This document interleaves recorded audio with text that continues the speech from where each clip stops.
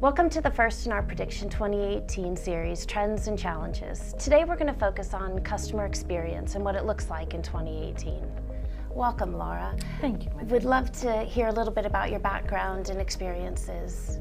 Absolutely. Well, I've spent the last close to 20 years at what I call the intersection of marketing and technology. So some of that time working for software companies and other of it working for an agency and really understanding how to integrate technology with the creative process and with bringing brands to life. And so I use both of those skills now where I am at Atlas RTX to help clients really leverage and unlock emerging technologies to help their businesses grow by creating great customer experiences. I think we're seeing a convergence of other trends that are really shaping what that expectation is for consumer experience in 2018. The first would be the millennial generation really emerging as a powerhouse buying generation. By 2020, there'll be something like 1.4 trillion in buying power. And so while there's a lot of humor around their preferences, we really need to take them seriously because they really have a major impact both there and also in the workplace. And so I think that some of the traits of the experience they're looking for are personalization, but really deep personalization, that really instantly can provide them answers that they want and only relevant information. I think only interacting on the channels that they find relevant. So we're seeing messaging, so text messaging, Facebook Messenger, WeChat, WhatsApp. We're really seeing messaging applications almost act like an operating system, and things that we used to do in 5 or 10 other places really converging within those messaging apps. So delivery in those channels that they care about.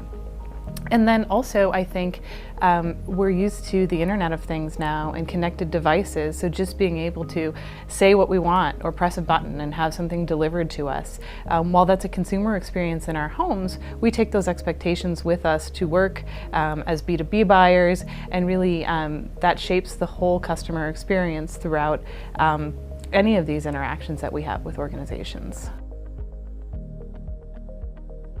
I read once that customer success is proactive and customer experience is interactive.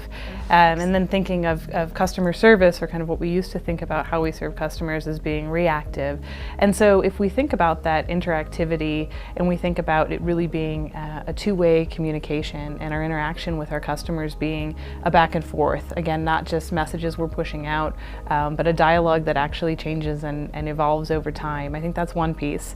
But in terms of their interaction with each other, I think that we'll see whole organizations look at their processes, their facilities, and their metrics to say, how do we deliver a great customer experience? Customer success comes into play a little later in the process, but customer experience begins the moment the customer becomes aware of us, usually long before we're aware of them.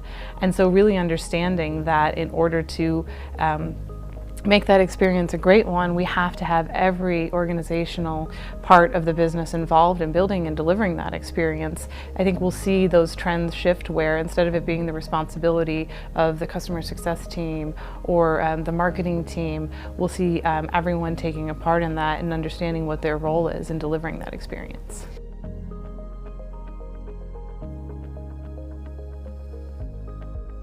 I think at least initially we'll see emerging of those things, because I think customer experience by its nature is holistic, and so people need to work and think that way. And I think when people first started talking about customer experience, I think it was kind of a warm fuzzy and not very clear. But now that we actually understand the impact on revenue, I think we can tie it to real business metrics and make those cross-functional metrics. So I think especially when we think about customer acquisition and retention and things like that, instead of, like I said, it being the responsibility of one group and having these clearly defined stages, I think we'll see shared responsibility and awareness of those numbers and what contributes to them, and then we'll see a revision or reflection on process as a result of that. And I also think we'll see the organizational metrics changing. So instead of, again, looking only at some of these tailing metrics, trying to get some indicators of customer health earlier and looking at that as sort of a proxy for the health of the whole business.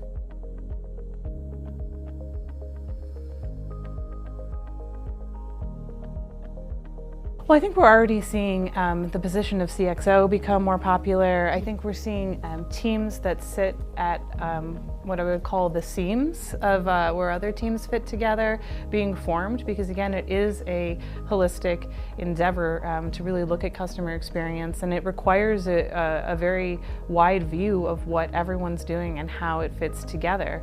And so I think we'll see companies that have the resources building those teams, and we're already seeing that.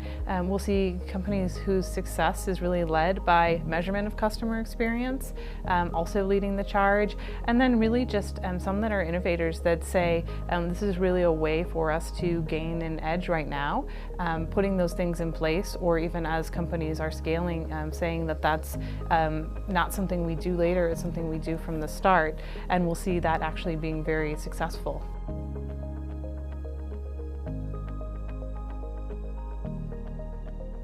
I think it's impossible to deliver a really great customer experience externally if we're doing a poor job delivering to our internal customers. And so one area where that is really clear and where we work with a lot of large clients on is sales enablement.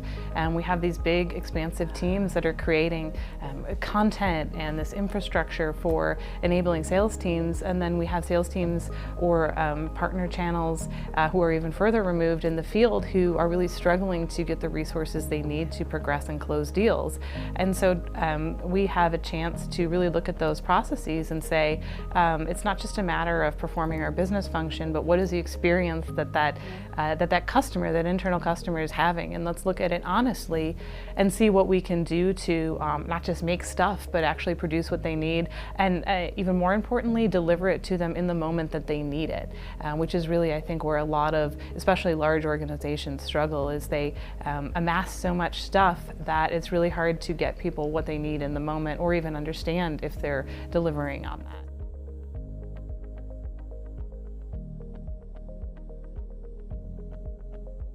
Well, I think what most organizations are seeing is that they have fewer resources, whether that be human resources or financial resources, than they did maybe 10 years ago. And I don't think that that trend is going to swing back in the other direction. And so what we're really trying to do is say, you know, how can we create a great experience and then scale it?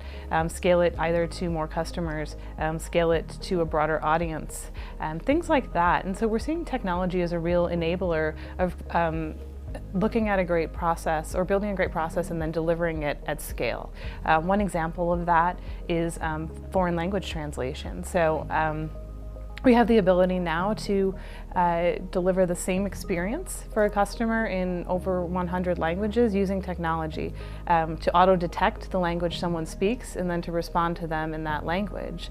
And so a great example of that is we have a lot of new home builder clients, and in some states upwards of 40% of buyers speak a language other than English as their primary language at home. And if these home builders aren't prepared to deliver that buying experience in the language of choice, they're really missing an opportunity to not only reach but connect with that audience and make them feel like they are really a valued part of their community, and make that buying experience feel really personal. So we talked about personalization. Again, it's not just sort of throwing some data at you, but it's really saying, we understand that this is how you want to consume information, and that we're going to create an experience that respects that. Exciting times. Thank you so much for your time today. Really appreciate it. Thank you.